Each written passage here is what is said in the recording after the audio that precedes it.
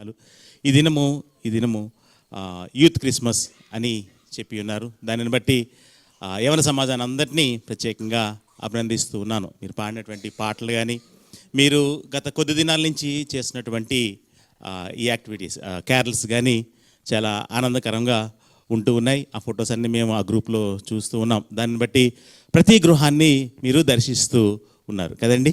Carols అంటే ఏదో ఒక 2 రాత్రులు చేస్తుంటారు, కానీ జనవరి 1 నుంచి వీరేం చేస్తున్నారంటే ప్రతి గృహాన్ని ప్రతి ఒక్క క్రైస్తవ గృహాన్ని వీరు దర్శించి ఆ శుభాలు తెలియజేస్తూ మీరు ముందుకు వెళుతున్నారు. దానిని బట్టి యవన బిడ్డల్ని, సంఘ సభ్యుల్ని, అలాగే సంఘ పెద్దల్ని, కాపర్ని అందరినీ కూడా ప్రత్యేకంగా అభినందిస్తూ ఉన్నాను. ఈ క్రిస్మస్ ఆనందంలో మనమందరము చాలా ఆనందంతో నిండుకున్నటువంటి దినాలు. ఈ అడ్వెంట్ అనగానే, అలాగే క్రిస్మస్ నెల అనగానే, డిసెంబర్ అనగానే చాలా ఏర్పాట్లతో మనము నిండిపోతూ ఉంటాం. చాలా పని పాటలు కూడా ఎక్కువ పెట్టుకుంటూ ఉంటాం. సంఘాన్ని శుభ్రం చేయడం కానీ, పెయింట్స్ వేయడం కానీ, అలాగే గృహాల్ని శుభ్రం చేసుకోవడం కానీ, ఇలా రకరకాలైనటువంటి పనులతో మనము ఈ నెల ఉంటాం. అంతేకాదు కానీ ఇంకా ప్రాముఖ్యంగా పిల్లల బట్టలు కదండి. చాలామంది బట్టలు కొనేసి ఉంటారు. కొనేసారా? బట్టలు కొంటాం. అలాగే మనం కూడా చాలా అలంకరణలు చేస్తూ ఉంటాం. ఈ దినం ఇక్కడ మనం ఏం చేస్తున్నాం, ఈ ట్రీని మనము చూస్తూ ఉన్నాం కదండి. ఈ ట్రీ ఒక అలంకారంగా, ఒక చిహ్నముగా దీనిని మనము పెట్టి ఉన్నాం. క్రిస్మస్ అనగానే ఒక క్రిస్మస్ ట్రీ మనకి కనబడుతుంది. ఇంకా ప్రాముఖ్యంగా ఇంకొకటి కనబడుతుంది. ఏంటది? స్టార్. క్రిస్మస్ స్టార్ కనబడుతూ ఉంటుంది కదండి. క్రిస్మస్ స్టార్ కనబడుతూ ఉంటుంది. ఆ స్టారు పిల్లల గురించి అడిగితే ఒక ఎస్సే రేటింగ్ రాయండి, ఒక 150 సెంటెన్స్ వర్డ్స్ రావాలి అని మనం ఏమైనా అడిగితే పిల్లలు ఆ ఎస్సే రేటింగ్ స్టార్ గురించి 150 కన్నా ఎక్కువగా వారు రాస్తారు కదండి.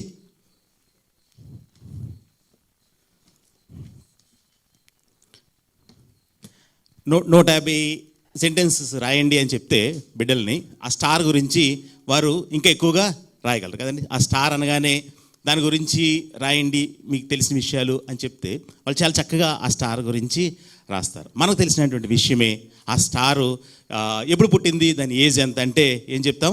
క్రీస్తు వారు ఎప్పుడు పుడితే అది కూడా అప్పుడే పుట్టింది. ఆ స్టార్ ఇంకా ఏం చేస్తుంది అంటే ఆ స్టారు లైటింగ్ ఇస్తుంది కదండి. స్టారు లైటింగ్ ఇస్తుంది. ఆ స్టార్ ఏం చేసిందంటే జ్ఞానులకి దారి చూపించింది. ప్రాముఖ్యమైన అంశంలోనికి మనం వస్తూ ఉన్నాం. ఆ తార, మన గృహంలో పెట్టినటువంటి ఆ తార ఏం చేసిందంటే ఆ దినాన్ని ఆ జ్ఞానులకి ఒక వెలుగుగా ఆ తార నడిచింది. మొదటి ప్రాముఖ్యమైన విషయము. రెండవది ఏమిటి అంటే ఆ తార ప్రకాశమైనటువంటి తారగా, వెలుగుని ఇచ్చినటువంటి తారగా మనము చూస్తూ ఉన్నాం. పొలాల్లో వాటిల్లో రాత్రిపూట వారు పనిచేస్తూ ఉంటే కొంతవరకు ఆ వెన్నెల, ఆ కాంతిలో వారు పని చేయగలరు. కనుక ఆ తార ఏం చేసిందంటే వారికి వెలుగుని ఇచ్చింది. రాత్రి మాటల ప్రయాణంలో వెలుగుని ఇచ్చింది. అలాగే కాదు కానీ వారికి మార్గంలో దారి చూపించినటువంటి తారగా, దాని చిహ్నముగా మన గృహాల బయట దానిని పెడుతూ ఉన్నాం. ఈ దినము నేను ఆ తారనితో దేన్ని పోలుస్తూ ఉన్నానంటే యవన సమాజాన్ని పోలుస్తూ ఉన్నాను. సంఘాన్ని ఆ తారతో పోలుస్తూ ఉన్నాను. ఎందుకంటే యవన సమాజముగా, యవనుడిగా ఉన్నటువంటి నీవు, యవన సమాజం క్రిస్మస్ని జరిపించుకుంటున్నటువంటి నీవు ఆ తారను పోలి ఉండాలని ఈరోజు వాక్యం ద్వారా మనము హెచ్చరింపబడుతున్నాం. ఆ తార ఏ రీతికైతే ప్రకాశించిందో యవనుడిగా నీవు కూడా అట్టి ప్రకాశమానమైన జీవితాన్ని అవలంబించాలని ఈరోజు వాక్యం ద్వారా మనము హెచ్చరింపబడుతున్నాం. ఆ తార ఏ రీతికైతే జ్ఞానులకి మార్గాన్ని చూపించిందో అట్టి రీతిగా క్రైస్తవుడిగా, యవన బిడ్డగా నీవు ఇతరులకి మార్గం చూపించేటువంటి యవన బిడ్డగా నీవు ఉండాలని ఈ దినము వాక్యం ద్వారా హెచ్చరింపబడుతున్నాం. 2 ప్రాముఖ్యమైన మాటలు ఈరోజు మీ మధ్యకి తీసుకురావాలని నేను ఆశపడుతున్నాను.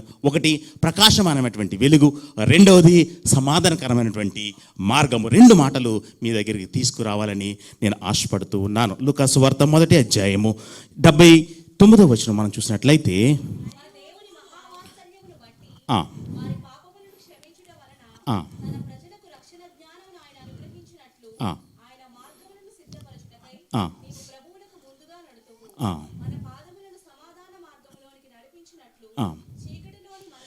చీకటిలోని మరణ ఛాయలోని కూర్చుండు వారికి వెలిగిచ్చుటకే ఆ మహావాత్స్యమును బట్టి పైనుండి ఆయన మనకు అరుణోదయ దర్శనము అనుగ్రహించి వెలిగించుటకే ఆ మహావాచ్యాన్ని మనకి అవలంబించినట్లుగా మనం చూస్తున్నాము. వెలుగు అన్న మాటను ఇక్కడ మనం చూస్తూ ఉన్నాం. ఈ మాటలు ఎవరి కొరకు రాయించి ఉన్నారంటే బాప్తిస్మిచ్చి యోహాను కొరకు రాయించినటువంటి మాటలు. మనము ఆ తారను దేనితో పోల్చొచ్చు అంటే బాప్తిస్మిచ్చి యోహాను యొక్క మార్గంతో మనము పోల్చవచ్చు. ఎందుకంటే అతడు ఆ వెలుగుని చూపించడానికి, ఆ వెలుగుకి సాక్షిగా వచ్చినటువంటి బాప్తిస్మిచ్చి యోహాను కొరకు ఈ మాటలు రాయించబడి ఉన్న. కింద దాకా మనం చూసినట్లయితే అతడు ఏం చేశాడు, ఎలాంటి మార్గంలో నడిపించాడు అనేటువంటి వాక్యాన్ని కింద మనము మొదటి అధ్యాయంలో మనం చూస్తూ ఉన్నాం. అక్కడ మాట్లాడుతూ ఉన్నాడు కదా, వెలిగించడానికి వచ్చినటువంటి వ్యక్తిగా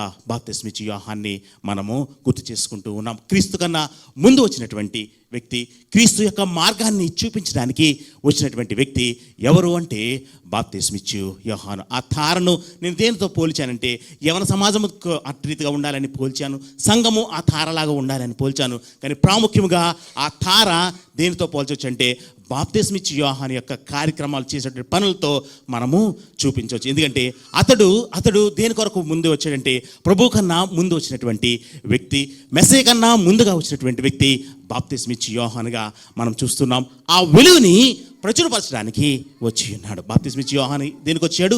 ఆ వెలుగుకి సాక్ష్యాన్ని ఇవ్వడానికి వచ్చినట్లుగా మనం చూస్తున్నాం. కొంచెం ముందుకెళ్ళి చదివితే యోహాను సువార్త మొదటి అధ్యాయం 6 నుంచి 10 వచనం దాకా మనం చూసినట్లయితే, యోహాను సువార్త మొదటి అధ్యాయం 6 నుంచి 10 వచనాల దాకా మనం చూసినట్లయితే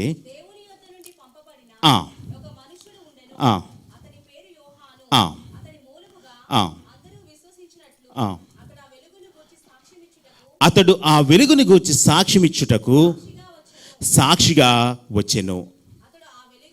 అతడు ఆ వెలుగై ఉండలేదు కానీ ఆ వెలుగును గూర్చి సాక్ష్యమిచ్చుటకు అతడు వచ్చిన. ఆ వెలుగును గురించి సాక్ష్యం ఇచ్చుటకు మాత్రమే అతడు వచ్చినాడు. ఈరోజు కూడా మనము మన గృహాల్లో ఒక స్టార్ పెట్టి ఉన్నామంటే మనం అది క్రైస్తవ గృహం అని మనము బయట నుంచి మనకి తెలుస్తూ ఉన్నది. కానీ మనం దేని కొరకు సాక్ష్యం ఇవ్వాలి అంటే ఇది క్రైస్తవ గృహం అని సాక్ష్యం ఇవ్వడం కాదు, కానీ ఇది వెలుగుతో నిండినటువంటి క్రీస్తు గృహము అనేటువంటి సాక్ష్యాన్ని ఆ స్టార్ మనకి చెప్పాలి. ఆ గృహము ఆ స్టార్ పెట్టగానే అది ఏది చిహ్నంగా చూపిస్తుందంటే ఇది వెలిగించేటువంటి గృహమురా, ఇది వెలుగు సంబంధంలో ఉన్నటువంటి గృహమురా అని తెలియనటువంటి స్థితిలో ఆ స్టార్ మనము అక్కడ పెడుతూ ఉన్నాం. బాప్తిస్మిచ్చి యోహాను కూడా ఏ రీతిగా ఉన్నాడు అంటే ఆ వెలుగు కొరకు సాక్ష్యాన్ని ఇవ్వడానికి మట్టికే ఉన్నాడు. ఆ వెలుగు అతడు అయి ఉండలేదు కానీ ఆ వెలుగు తన వెనకాల వచ్చినటువంటి మెస్సయ్య ఆ వెలుగై ఉన్నాడు. నడిపించడానికి ఆయన వెనకాల వస్తున్నాడు.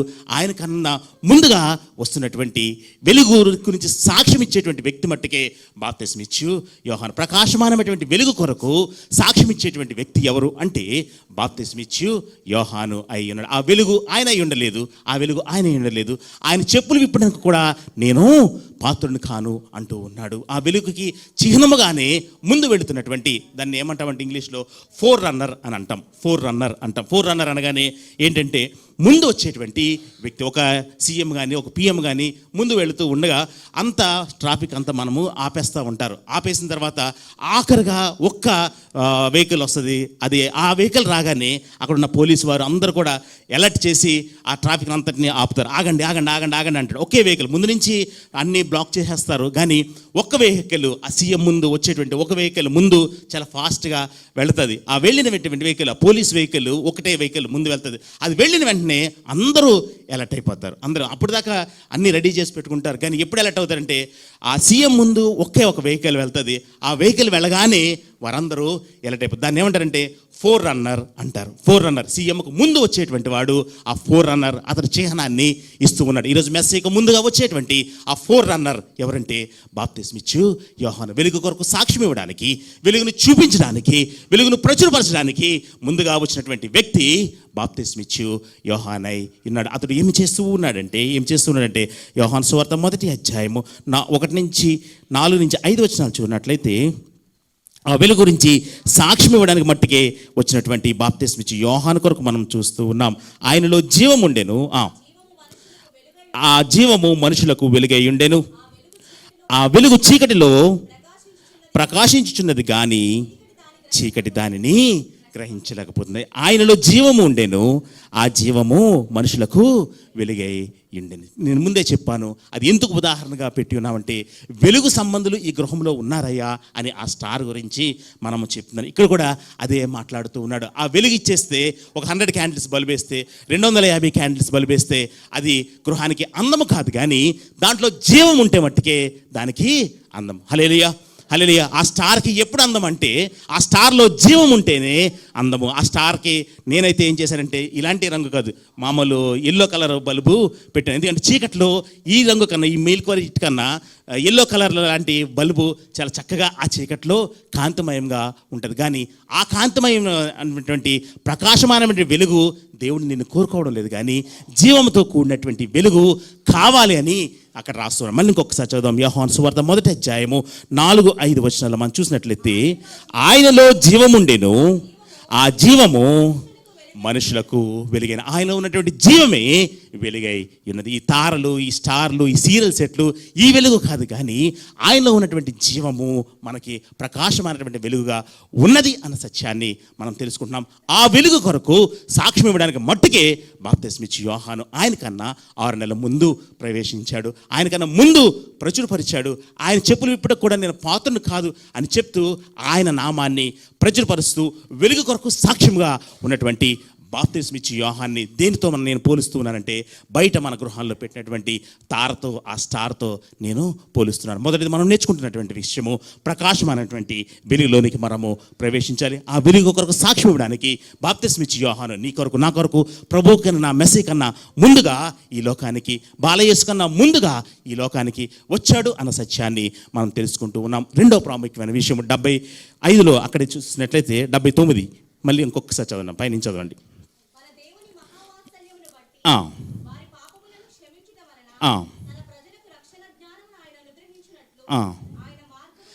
ఆయన మార్గములను సిద్ధపరచుటకై నీవు ప్రభువునకు ముందుగా నడుతువు. ఆయన మార్గమును సిద్ధపరచుటకై నీవు ప్రభువుకు ముందుగా నడుతువు. మన పాదములను సమాధాన మార్గంలోనికి నడిపించినట్టు. సమాధాన మార్గము మొదటిది ప్రకాశమైనటువంటి వెలుగు, రెండోది సమాధానకరమైనటువంటి మార్గాలు చాలా ఉంటాయి. ఇక్కడి నుంచి విజయవాడ వెళ్ళడానికి రకరకాలైనటువంటి మార్గాలు ఉంటాయి. తణుకు నుంచి వెళ్ళొచ్చు, తాడేపల్లిగూడ నుంచి వెళ్ళొచ్చు, నిడదవోలు నుంచి వెళ్ళొచ్చు, రాజమండ్రి నుంచి కూడా వెళ్ళొచ్చు. కానీ ఏ మార్గము సులువుగా ఉంటుందో ఆ మార్గంలోనే మనము వెళ్తాం. ఏ రోడ్డు బాగుంటే ఆ రోడ్డులోనే మనము ప్రయాణం చేస్తూ ఉంటాం. కొంచెం ఎక్కువైనా కూడా ఆ రోడ్డు బాగుందండి, సేఫ్టీ ఉందండి, రకరకాలైన మాటలు మనము చూస్తూ ఉంటాం. ఈరోజు మనకు చూపించినటువంటి మార్గము ఏమై ఉన్నదంటే మామూలు మార్గము కాదు ఇది. ఈ మార్గం ఏమైనది? సమాధానకరమైనటువంటి మార్గం. హల్లెలూయా, హల్లెలూయా. సమాధానకరమైనటువంటి మార్గాన్ని చూపించడానికి ఆ మెస్సయ్య బాలయేసుగా ఈ లోకానికి వచ్చి ఉన్నాడు. ఆ మార్గాన్ని సరిచేయడానికి ఎవరు వచ్చి ఉన్నారంటే నీకన్నా నాకన్నా ముందుగా బాప్తిస్మిచ్చి యోహాను వచ్చినట్లుగా మనం చూస్తూ ఉన్నాం. ఇంకొకసారి చదువుదాం. ఆయన మార్గమును సిద్ధపరచుటకై నీవు ప్రభునకు ముందుగా నడుతువు, మన పాదములను సమాధాన మార్గంలోనికి నడిపించుటకు చీకటిలో మరణఛాయలో నుండి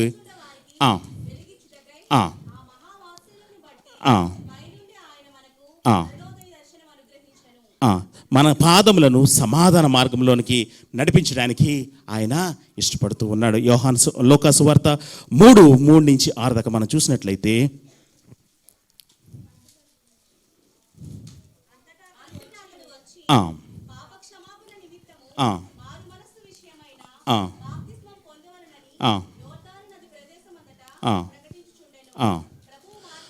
ప్రభు మార్గమును సిద్ధపరచుడి, ఆయన త్రోవలను సరాళము చేయుడి, ప్రతి పల్లము పూడ్చబడును, ప్రతి కొండయు మెట్టయు పల్లము చేయబడును, వంకర మార్గములు తిన్నవగును, కరకు మార్గములు నున్నవగును. ఆ మార్గంలోనికి నడిపించడానికి బాప్తిస్మిచ్చి యోహాను ఈరోజు అక్కడ యోర్దాను నది దగ్గర మాట్లాడుతూ ఉన్నాడు. సర్ప సంతానమా, పాము పిల్లలారా, సర్ప సంతానమా, ఇప్పటికైనాను మారి ఈ మార్గంలోనికి రండయ్యా అని చెప్తూ ఉన్నారు. అనేక రీతిగా బాప్తిస్మిచ్చి యోహాన్ని వారు అక్కడ శోధిస్తూ ఉన్నారు. అప్పుడు అతను మాట్లాడుతూ ఉన్నాడు, నేను కాదయ్యా, ఆ మెస్సయ్య మీ కొరకు సిద్ధపడి వస్తూ ఉన్నాడు, వెనకాల వస్తున్నాడు. ఆ మార్గాన్ని చూపించడానికి మట్టుకే నేను వచ్చి ఉన్నాను, ఆ వెలుగుకి సాక్షి మట్టుకే నేను కానీ ఆ మెస్సయ్యను నేను కాదు అన్న ప్రాముఖ్యమైన విషయము. సమాధానకరమైన మార్గంలో నన్ను అక్కడ ఉన్నటువంటి ప్రజల్ని నడిపించడానికి మొదటిగా వచ్చినటువంటి వ్యక్తి బాప్తిస్మిచ్చి యోహానుగా మనం చూస్తున్నాం. ఏం చేస్తున్నాడంటే ప్రభు మార్గం సిద్ధపరచడానికి, ఆయన త్రోవలు సరళము చేయడానికి వచ్చినటువంటి వ్యక్తిగా మనం చూస్తూ ఉన్నాం. ప్రియ సంగమా, ఆ మార్గంలోనికి మనం ప్రవేశించగలుగుతున్నామా? సమాధానకరమైనటువంటి మార్గంలో మనము ప్రవేశించగలుగుతున్నామా? ఒక్కసారి మనము ఆలోచన చేసుకుందాం. అక్కడ ఉన్నటువంటి గొర్రెల కాపర్లకి ఆ దేవదూత వెళ్ళి చెప్పింది, అయ్యా ఈరోజు మెస్సయ్య మీ కొరకు జన్మించి ఉన్నాడు అని చెప్పింది. వెంటనే వారందరూ అక్కడి నుంచి బయలుదేరి అక్కడికి వచ్చినారు. ఒక్కసారి ఆలోచన చేద్దాం. రాత్రిపూట వారు ఆ పొలంలో కాచుకుంటున్నటువంటి గొర్రెల కాపర్లకి ఆ మార్గము ఎలా తెలిసింది? ఈరోజు జ్ఞానులకైతే మనం ముందు నుంచి చెప్పుకుంటూ వచ్చి ఉన్నాం. జ్ఞానులకి ఎవరు నడిపించారు మార్గంలోని? ఆ తార నడిపించింది. ఆ తార ముందు వెళ్ళింది, ఆ తార వెలుగులో వారు వెళ్ళి ఉన్నారు. రాత్రి మాటలు కూడా అది నడిపించి ఉంటుంది. పగలు వారు అడుగుతూ వెళ్ళి ఉండవచ్చు జ్ఞానులు, కానీ రాత్రిపూట ఎవరు నడిపించారంటే ఆ జ్ఞానుల్ని ఆ తార వెలుగు నడిపించింది. కానీ ఈ దినము అక్కడ గొర్రెల కాపర్లు అక్కడి నుంచి బెత్లెహేమునకి వచ్చి ఉన్నారు. ఏ మార్గంలో వారు వచ్చి ఉన్నారు? ఈరోజైతే చీకటిగా ఉంటే మనం వెంటనే పిల్లలకి ఏం చెప్తాం? సెల్లో లైటు వెయ్యిరా అంటాం కదండి. చీకటిగా ఉంది, మెట్లు ఎక్కలేకపోతున్నారు, సెల్లో లైట్ వెయ్యిరా అంటాం. వాళ్ళకి సెల్లో ఆపరేట్ చేయడం రాకపోయినా పెద్దవారు అరేమంటారంటే అందులో లైట్ ఉంది కాబట్టి ఆ లైటు వేయండి అంటాం. కానీ ఈ దినము అక్కడ కాచుకుంటున్నటువంటి కాస్తున్నటువంటి గొర్రెల కాపర్లు అక్కడి నుంచి బెత్లెహేముకి వచ్చి ఉన్నారు. ఆ చీకటిలో ఎలా వచ్చి ఉన్నారు? ఆ దారి ఎవరు చెప్పి ఉన్నారు? ఎవరు చెప్పలేదు. వారికి ఏ మార్గం నడిపించిందంటే సమాధానకరమైనటువంటి మార్గము నడిపించింది. అక్కడ ఏం చేసిందంటే ఆ గాబ్రియేలు దూత వెళ్ళి ఆ వెలుగుని వారికి నింపింది. సర్వోన్నతమైన స్థలంలో దేవునికి మహిమయు, ఆయనకి ఇష్టమైన ప్రజలకు భూమి మీద సమాధానము అని ఆ మాటలు ఆవిడ పలికింది. గాబ్రియేలు దూత మాట్లాడిన తర్వాత ఆ ప్రకాశమైన వెలుగునితో వారు ఆ సమాధానకరమైన మార్గంలోనికి వెళ్ళి బెత్లెహేము వారు చేరుకున్నట్లుగా మనం చూస్తున్నాం. ఆ చీకటిలో ఆ దారి మనకైతే తెలియదు, అడగడానికి కూడా ఎవరు అక్కడ ఉండరు. పొలాల్లో వారు కాచుకుంటూ ఉన్నారు, గొర్రెలను కాచుకుంటున్నారు. వాటన్నిటిని సమస్తాన్ని విడిచిపెట్టి వారు దేంట్లోకి వచ్చారంటే సమాధానకరమైన మార్గంలోనికి వచ్చారు. కొంచెం చదువుకుని ముందుకు వెళదాం. లూకా సువార్త 2వ అధ్యాయము 14 ఒక్కటే చదవండి. సర్వోన్నతమైన స్థలముల్లో దేవునికి మహిమయు, ఆయనకి ఇష్టలైన ప్రజలకు భూమి మీద సమాధానము ఉండునుగాక.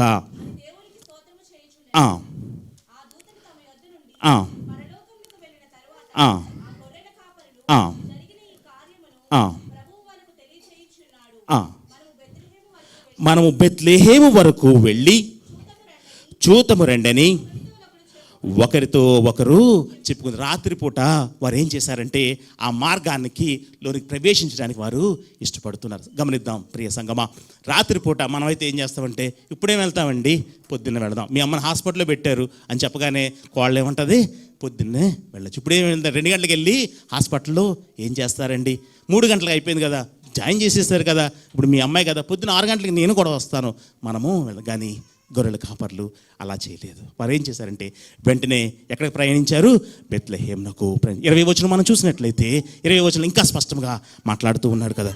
అంతటా ఆ గొర్రెల కాపరులు తమతో చెప్పబడినటువంటి తాము విన్న వాటిని కన్న వాటిని గూర్చి దేవుని మహిమపరచుచు స్తోత్రము చేయుచు తిరిగి హల్లెలూయా.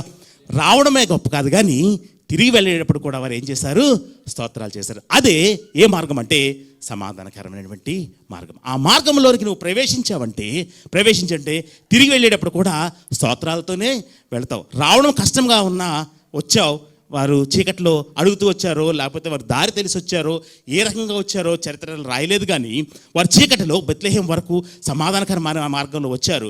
మళ్ళీ తిరిగి అంతే సమాధానంతో స్తోత్రాలు చెల్లిస్తూ వారు వెళ్ళిపోయారు. హల్లెలూయా హల్లెలూయా. మార్గంలోనికి వచ్చినటువంటి నీవు ఆ మార్గంలోంచి తప్పిపోకుండా చివరి వరకు కొనసాగించాలి. చివరి వరకు కొనసాగించాలి. ఎక్కడి వరకు కొనసాగించాలంటే యెరూషలేము వరకు కొనసాగించాలి. ఆ కలవరి కొండ వరకు నువ్వు కొనసాగించాలి.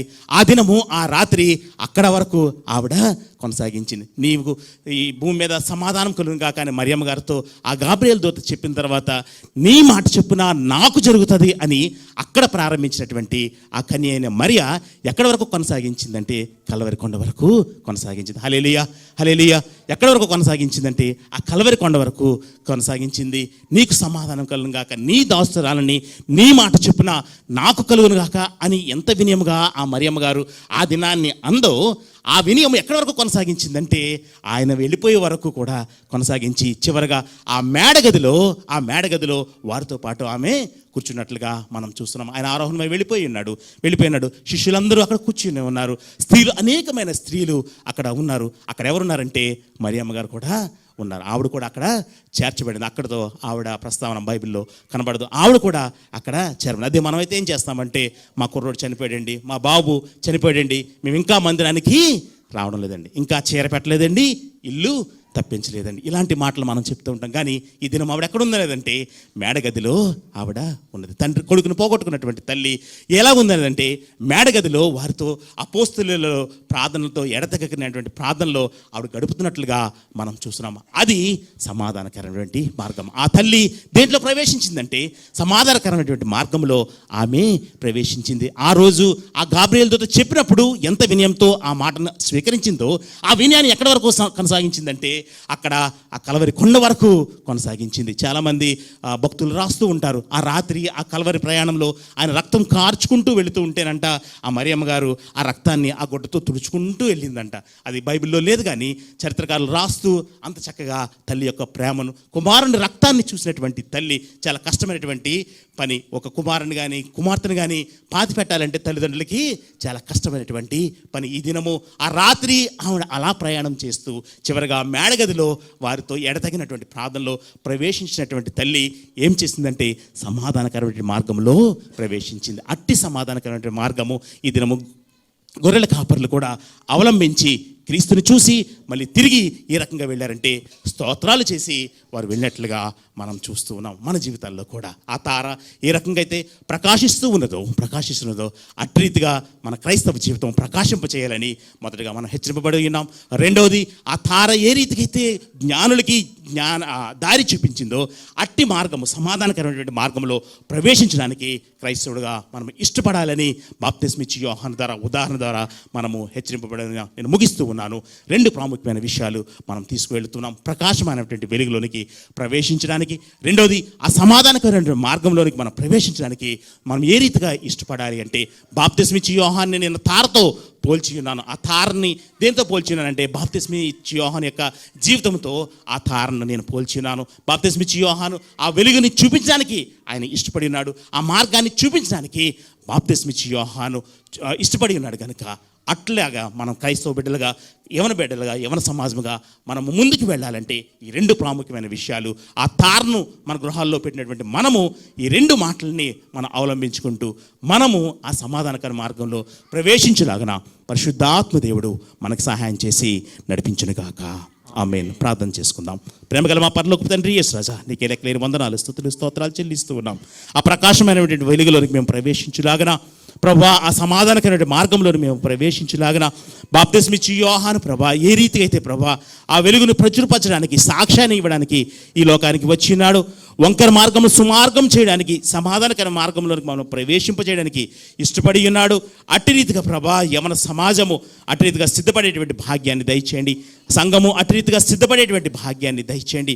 మా కుటుంబాలు అట్టి రీతిగా సిద్ధపడేటువంటి భాగ్యాన్ని దయచేయండి. ఆ దినము ఆ తార ప్రభా ప్రకాశిస్తూ సమాధానకరమైన మార్గాన్ని ఆ జ్ఞానులకి ఏ రకంగా అయితే చూపించి ఉన్నదో అట్టి రీతిగా మేము మా జీవితాలని ప్రభా ప్రకాశిస్తూ వెలిగిస్తూ ప్రభా ఆ సమాధానకరమైన మార్గాన్ని ఈ లోకానికి ప్రచురపరిచేటువంటి భాగ్యాన్ని దయచేయమని, నువ్వు వచ్చి పర్యంతము నీ కొరకు సాక్షిగాను నీ రాజ్యాన్ని స్థాపించే బిడ్డలుగాను నన్ను మమ్మల్ని మీరు దీవించి ఆస్వాదించి పంపమని ప్రార్థన యేసు క్రీస్తు నామమున పేట వేడుకొంచున్నాం పరమ తండ్రి. ఆమేన్.